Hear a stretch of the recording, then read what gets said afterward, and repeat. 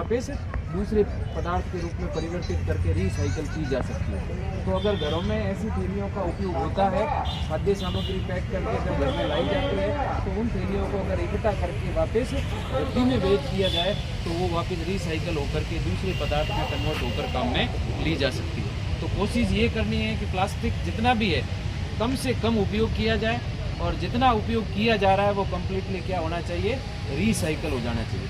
अगर रिसाइकल हो रहा है तो प्लास्टिक का कचरा भी कम होगा, और प्लास्टिक कचरा अगर कम हो रहा है तो प्लास्टिक स्वास्थ्य के लिए हानिकारक न होकर के उपयोगी प्लास्टिक के रूप में काम में आता रहेगा। और अगर रिसाइकल हो रहा है तो ऐसी स्थिति में अगर प्रकृति में कहीं पर भी होगा तो वो स्वास्थ्य के लिए हानिकारक न होकर के उपयोगी पदार्थ के रूप में काम में लिया जा सकता है। और प्लास्टिक एक बार नहीं, कम से कम 50 से 60 बार रिसाइकिल किया जा सकता है। उसकी प्रकृति में किसी भी तरह का कोई परिवर्तन नहीं होता। तो ऐसी स्थिति में अगर ज़्यादा से ज़्यादा प्लास्टिक का रिसाइकलिंग किया जाए तो एक तो कम प्लास्टिक मैन्युफैक्चर होगा, रिसाइकल प्लास्टिक वापस यूज हो जाएगा, और स्वास्थ्य पर क्या है बता, पॉलीमर कौन से प्रकार का पॉलीमर है, प्राकृतिक है या कृत्रिम है? प्लास्टिक कृत्रिम पॉलीमर है ना, ठीक है। कृत्रिम पॉलीमर के अंदर मतलब जनरली थैलियों का उपयोग करते हैं। थैलियों में 50 माइक्रोन से जो छोटी थैलियाँ पतली आती है, वो पतली थैलियाँ मार्केट के अंदर सरकार की तरफ से ऑलरेडी बैन है।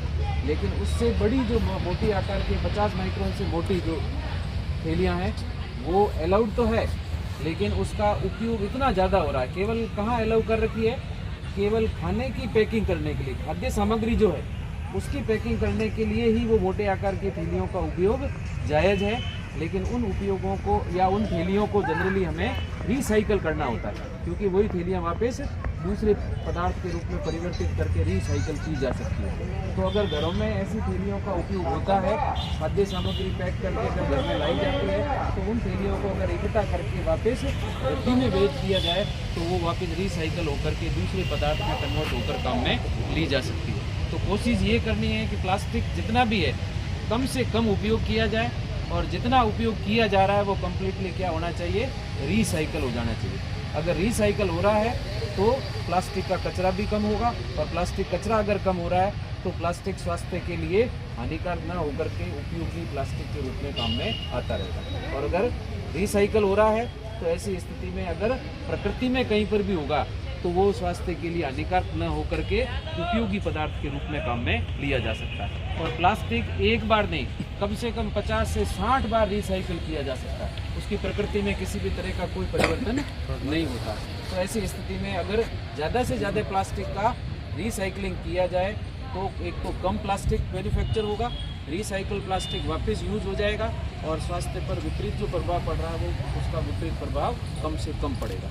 तो कोशिश ये करनी है, लोगों को मैसेज ये देना है कि प्लास्टिक का उपयोग तो करें, लेकिन मिनिमम जितनी रिक्वायरमेंट है उसका उतना ही उपयोग करें।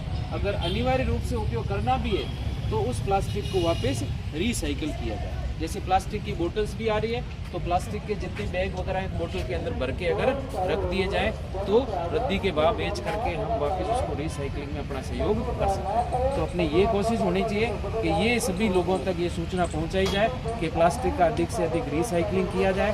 हर जगह जो टुकड़ों के अंदर प्लास्टिक फेंक देते हैं, वो फेंकने की प्रवृत्ति है, उसको धीरे धीरे कम किया जाए।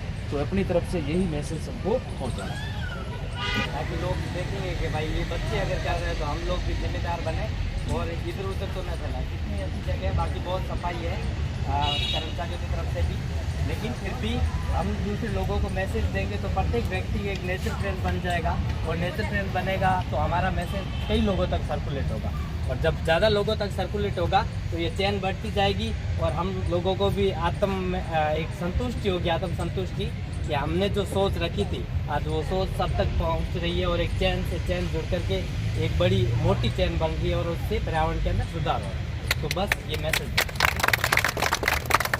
ग्रुप बना दो, पहले तो अपन जैसे आते इधर से कलेक्ट बैनर तो एक बार अपन 8 लोगों का ग्रुप बना दो, 8 8 के ग्रुप बना दो। ये बैनर के साथ